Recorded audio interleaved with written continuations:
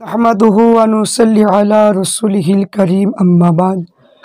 আলহামদুলিল্লাহ, যারা আমার ভিডিওটা দেখছেন প্রত্যেককে জানাই আন্তরিক শুভেচ্ছা। আজ আমি আপনাদের সম্মুখে একটা বিষয় নিয়ে আলোচনা করব।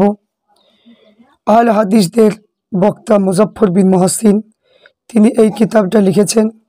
এই কিতাবের মধ্যে যা লেখা আছে মানুষকে জাহান্নামের পথে ঠেলে দেওয়ার রাস্তা, এবং তারা বক্তব্যের মাধ্যমে কিতাবের মাধ্যম দিয়ে মানুষকে গুমরাহি বানাচ্ছে, নিজে পথভ্রষ্ট অপরকে পথভ্রষ্ট করার জন্য তারা উঠে পড়ে লেগেছে।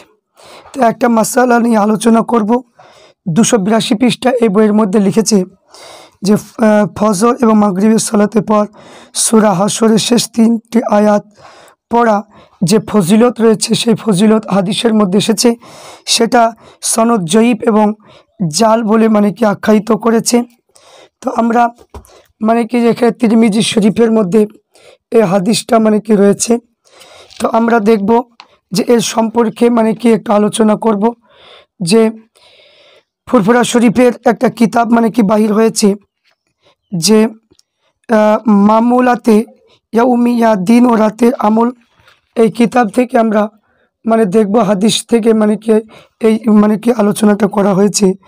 এই বইটায় 69 পৃষ্ঠার মধ্যে লিখেছে যে হযরতে মাআকিল বিন ইয়াসার রাদিয়াল্লাহু তাআলা আনহু থেকে বর্ণিত, তিনি বলেন, আল্লাহ রসুল ইরশাদ করেছে, যে ব্যক্তি সকালে বেলায় 3 বার যে আউযু বিল্লাহিস সামিউল আলিম মিনাশ শাইতানির রাজিম পড়ার পর সূরা হাশরের শেষ 3টে আয়াত পড়ে নেয়, আল্লাহ তাআলা তার জন্য 70,000 ফেরেশতা নিযুক্ত করে দেবেন।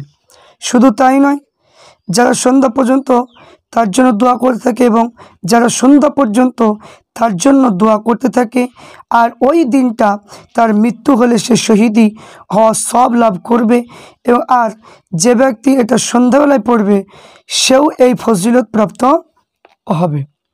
তাহলে এটা তিরমিজি শরীফের মধ্যে আছে, হাদিসের মধ্যে জয়ীফ বা যেখানে গরিব এই বলে কোনো উল্লেখ আমি দেখতে পেলাম না। তো এখানে মিশকাত শরীফ 188 পৃষ্ঠায় লেখা আছে, আমালুল ইয়াউমি ওয়াল লাইলা লি ইবনে সুন্নি 28-29 পৃষ্ঠায় লিখেছে। হাদিস সংখ্যা হলো 78 নম্বর হাদিস। এবং দুআলি তবরানি 117 পৃষ্ঠা, হাদিস নম্বর হচ্ছে 308। মৌজুমুল কবির লিত তবরানি 20 খণ্ডে 229 পৃষ্ঠায়, হাদিস সংখ্যা 537 নম্বর। সুনানে দারিমি 3468 নম্বর হাদিস। মুসনাদ আহমদ 5ম খণ্ড 26 পৃষ্ঠা 20306 নম্বর হাদিস। কানজুল উম্মাল 2য় খণ্ড 138 পৃষ্ঠা 3491 নম্বর হাদিস। তাফসিরে সালাবি 9 খণ্ড 289 পৃষ্ঠা। তাফসিরে বাগাবি 8 নম্বর খণ্ড 88 পৃষ্ঠা। এখানে এই হাদিসের মান অনুযায়ী যেটা পাওয়া গিয়েছে, যে হাদিসটি হলো হাসান। এই হাদিসটা হলো হাসান, এই আমলটা করলে আলহামদুলিল্লাহ যেটা বলেছে ফজিলত সেটা উপকার হবে। তাই এখানে যে আমরা কিতাব অনুযায়ী আমরা পেলাম, তাই আমরা আমল করব সন্ধ্যা এবং সন্ধ্যার টাইমে এবং ফজরের টাইমে আমরা এই সূরা হাশর শেষ 3 আয়াতকে আমরা ইনশাল্লাহ আমল আমরা করব। যে এই 3টি যে শেষ 3 আয়াত আমল করলে যে কথা বলা হয়েছে, তাহলে সেটা ফারিস্তা নিযুক্ত হবে। আলহামদুলিল্লাহ, এটা খুবই ফজিলত। তাই এই হাদিসটা তারা যে এই মুজাফফর বিন মুহসিন সে জয়ীফ এবং দুর্বল, অত্যন্ত দুর্বল বলে আখ্যায়িত করেছে। তাদের কথাটা ভুল, কারণ তাদের যে বইগুলো আহলে হাদিসদের গুরু যে বইগুলো লিখেছে, তাদের কিতাবে তারা জয়ীফ বলে উল্লেখ করেছে। সেটা তাদের ব্যাপার, তারা আমল করবে না, আমরা আমল করব। আমরা আহলে সুন্নাত ওয়াল জামাতের মানুষ। আমরা ফুরফুরা শরীফের পীর মুজাদ্দুদুজ্জামান দাদা হুজুর পীর রহমাতুল্লাহ আলাইহি তিনার যে নীতি অনুযায়ী আমরা চলি।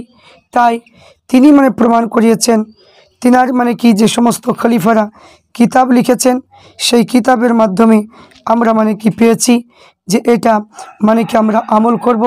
সূরা হাশর আমরা 3 আয়াত আমরা মানে কি প্রত্যেক সন্ধ্যা এবং মানে কি সকাল মানে ফজরের টাইমে এটা আমরা পড়ব।